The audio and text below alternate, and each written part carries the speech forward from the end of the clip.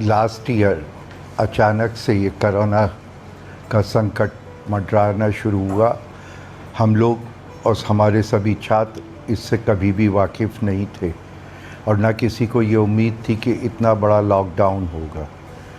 इस कोरोना काल की जो गाइडलाइन थी उसमें ये सोशल डिस्टेंसिंग होना चाहिए, मास्क लगाना चाहिए, बार बार हाथ धोना चाहिए या सैनिटाइज करना चाहिए। तो हमने एनएसएस के अपने कोऑर्डिनेटर को कहा कि हमारे छात्र चूँकि गांव देहात से भी हैं, सब तरफ फैले हुए हैं, तो एनएसएस के छात्रों को कहिए कि वो लोगों को जागरूक करें, मास्क लगाने के लिए उनको समझाएं, बार बार हाथ धोने के लिए समझाएं। और ये काम हम लोगों ने शुरू किया। फिर ये देखा गया कि गांव देहात में या मलिन बस्तियों में लोगों के पास मास्क नहीं है, तो फिर हमारी एनएसएस की छात्राओं ने अपने शिक्षिकाओं के सहयोग से मास्क बनाने शुरू किए और हमने मास्क वितरण शुरू किया। और उसके बाद इतने मास्क बने हमारे यहाँ कि फिर हमने मास्क बैंक भी बनाई। तो हमारे छात्रों ने ये सारे काम जो थे कोविड प्रोटोकॉल के अंतर्गत लोगों को बताने के, वो किए। इसमें हमें एनसीसी ने भी सहयोग किया।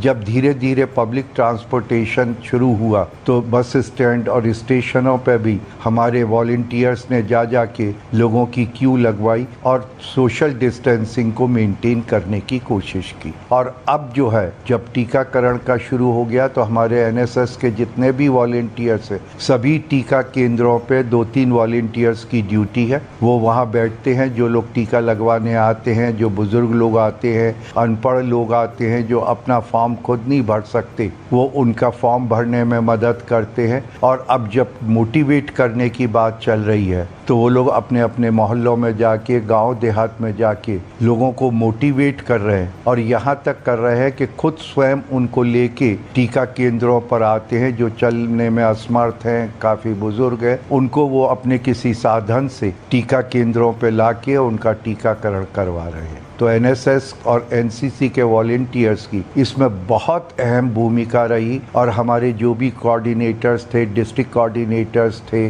जो भी नोडल ऑफिसर्स थे, सब ने बहुत मिलके काम किया। और हम लोगों के जो राज्य स्तर के 2 उच्च अधिकारी हैं, डॉक्टर अशोक श्रोती जी और डॉक्टर अंशु माली जी, उनका भी हम लोगों को बहुत निर्देश मिलते रहे। हमको ये लगा कि सिर्फ हमारे छात्र छात्राएं नहीं, शिक्षक भी खाली समय को कैसे सदुपयोग करें, इसको लेके चिंतित थे। और जब आदमी खाली रहता है तो अवसाद से भी ग्रस्त होने के चांसेस रहते हैं। तो मैंने personally her head of the department को, जो हमारे आरडब्ल्यू के जितने भी विषय हैं, उनसे कहा कि आप अपने विषय से संबंधित कोविड के ऊपर एक ना एक वेबिनार का आयोजन कीजिए। तो करीब 2 महीनों में हमने 40 वेबिनार्स का आयोजन किया, जिसमें हमारे शिक्षक जुड़े और बाहर के भी जो अच्छे वक्ता थे, उस विषय के माहिर थे, देश विदेश के, क्योंकि उसमें कई सेमिनार हमारी इंटरनेशनल सेमिनार थी। और जिसमें खास तौर से आगरा यूनिवर्सिटी के जो छात्र हैं और विदेशों में काम कर रहे हैं, उन्होंने भी उसमें विशेष रुचि दिखाई और वो भी हमारी वेबिनारों से जुड़े और अपने विचारों से, अपने एक्सपीरियंस से हमें लाभान्वित किया। दूसरे, हमने सभी अध्यापकों से रिक्वेस्ट की कि वो अपने अपने सब्जेक्ट के जो इम्पोर्टेंट टॉपिक्स हैं, उन पे अपने लेक्चर्स या अपने नोट्स हमारी वेबसाइट पर डालें, जिससे खाली समय में छात्र उनको पढ़ सके। तो ऑनलाइन टीचिंग भी कराई गई, छात्रों को ऑनलाइन स्टडी मटेरियल भी प्रोवाइड किया गया। उसके बाद जो शासन के आदेश थे, पहले और दूसरे साल के बच्चों को हमने प्रमोट किया और तीसरी साल के बच्चों को हमने, जैसे ही लॉकडाउन ख़त्म हुआ तो अगस्त माह में उनके सभी की परीक्षाएं हमने करा ली। चूँकि कॉपियाँ इवेल्युएट करने में दिक्कत थी, इसलिए पिछले साल हमने OMR based multiple choice question से एग्ज़ाम्स कराए और सभी के टाइमली फिर रिज़ल्ट भी डिक्लेयर कर दिए।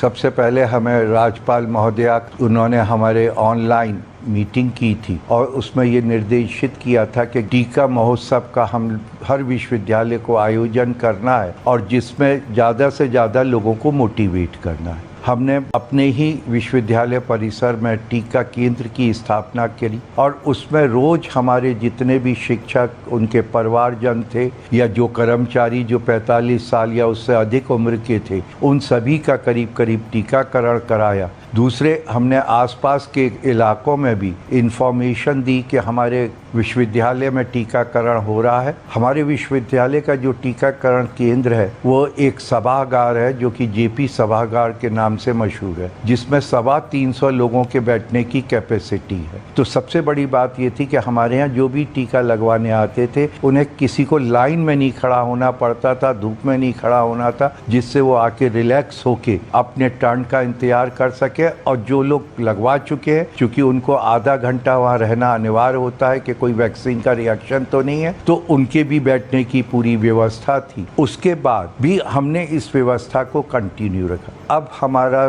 जेपी सभागार परमानेंट वैक्सीनेशन सेंटर बन गया है और वो ऑनलाइन भी अवेलेबल है और करीब 300 व्यक्ति हमारे यहाँ डेली वैक्सीनेशन करा रहे हैं। हमने बीच में एंटीजन टेस्ट के कैंप लगवाए थे और अब भी जिसको भी टीका लगाया जा रहा है जेपी सभागार में, पहला उसका एंटीजन टेस्ट होता है। अगर वो नेगेटिव आता है तभी उनको वैक्सीन लगवाई जाती है, अदरवाइज नहीं लगवाई। हमारा हर विभाग डेली सैनिटाइज होता है, सारे टीचर्स खुद मास्क पहन के आ रहे हैं और जो भी और कर्मचारी आ रहे हैं उनको भी बिना मास्क के हम कैंपस में अलाउ नहीं कर रहे। छात्र छात्राएं अभी चूंकि कैंपस में आ नहीं रही तो सोशल डिस्टेंसिंग की कोई बहुत समस्या नहीं। एक हम लोगों के यहाँ कम्युनिटी रेडियो है और उस कम्युनिटी रेडियो ने भी प्रचार प्रसार के मामले में कोई कमी नहीं छोड़ी। पिछले साल हमको यूनिसेफ ने सेलेक्ट किया और मिशन कोरोना का हमको प्रोजेक्ट दिया, जो हमने सफलतापूर्वक कम्युनिटी रेडियो के माध्यम से उसको पूरा किया। कम्युनिटी रेडियो में हर सप्ताह किसी न एक कोरोना से रिलेटेड या बच्चों की मानसिक परेशानी से रिलेटेड या स्त्रियों से संबंधित जो भी परेशानियां थी उन पे विशेषज्ञों को बुला के, डॉक्टरों को बुला के परिचर्चा कराई गई, फिर उसको एयर किया गया। इसमें सोशल मीडिया का भी हम लोगों ने काफी सहयोग लिया, क्योंकि जो भी परिचर्चा होती थी वो सोशल मीडिया के जो प्लेटफॉर्म्स है उनके जरिए आम जनता तक पहुंचाने की कोशिश की। आम जनता ने भी उसको काफी अप्रिशिएट किया है। तो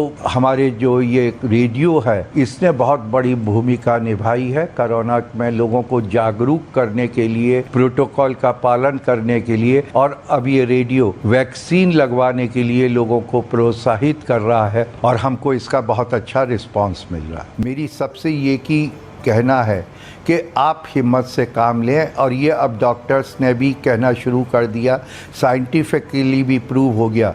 अगर हम अपने आप को मानसिक और शारीरिक रूप से स्वस्थ रखते हैं तो पहली बात तो कोरोना का अटैक आसानी से नहीं होगा, और अगर हो भी जाता है तो हम बहुत जल्दी रिकवर कर लेंगे।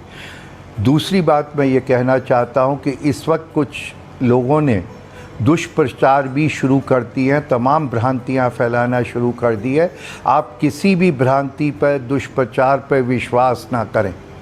जो सरकार कह रही है, जो आम जनता के लिए फ़ायदेमंद है, उसको फॉलो कीजिएगा।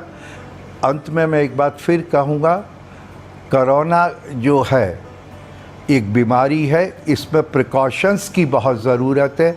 अपने जीवन शैली को सिस्टमेटिक करने की ज़रूरत है, पर इससे घबराना नहीं है, इससे मुकाबला करना है। और मेरा एक मानना है कि जैसे हम लोगों ने देखा कि समुद्र में लहर जितनी तेज़ आती है उतनी ही तेज़ी से वो वापस जाती है। आप देखिए पिछले एक हफ्ते से कोरोना में जिस तेज़ी से गिरावट आई है वो इस मेरी बात को प्रूव करती है कि इस बार सेकंड फेज़ जितनी तेज़ी से आया था अब उसका रिसाइडिंग शुरू हो गया है, ये उतनी तेज़ी से चला जाएगा। लेकिन कोरोना का कम हो जाना या जाने का मतलब ये नहीं है हम असावधानी बरतना शुरू कर दें, क्योंकि कोरोना एक वायरस है, इसे कोई ख़त्म नहीं कर सकता। इसलिए इसको जितना भी है प्रिकॉशन के द्वारा इससे मुकाबला किया जा सकता है। समय के साथ हम लोगों को आगे बढ़ना है और अपनी सारी गतिविधियों को भी एक नया आयाम देना है।